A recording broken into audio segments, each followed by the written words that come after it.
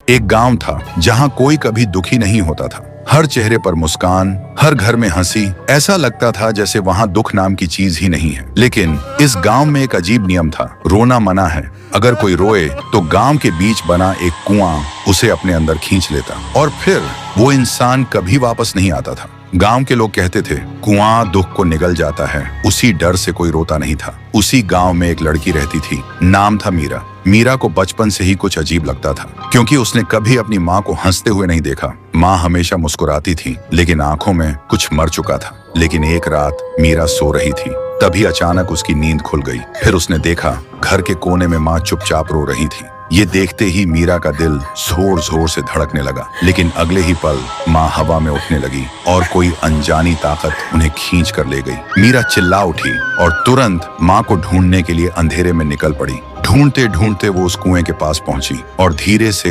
कुएं के अंदर झांका। लेकिन उसने जो देखा, उसकी सांस रुक गई। अंदर पानी नहीं था, बल्कि हजारों लोगों के चेहरे थे जो हंस रहे थे। तभी कुएं के अंदर से एक आवाज आई, हमें बाहर निकालो। और अचानक कुएं से एक काली छाया बाहर निकली। वो थी राई स्टार की टूटी हुई आत्मा। राई स्टार की आत्मा ने धीरे से कहा, ये लोग खुश रहना चाहते थे तो मैंने उनका दुख ले लिया। मीरा कांपते हुए बोली, लेकिन ये तो मर रहे हैं, तुम ऐसा क्यों कर रहे हो? तभी राई स्टार की आत्मा धीरे से बोला, बचपन में ही मेरी माँ मर चुकी थी। मैं सिर्फ अपने पापा के साथ रहता था, लेकिन पापा हर वक्त शराब में डूबे रहते थे। घर में खाने के लिए कुछ नहीं होता था और जब मैं भूख से रोता था तो वो मुझे मारते थे।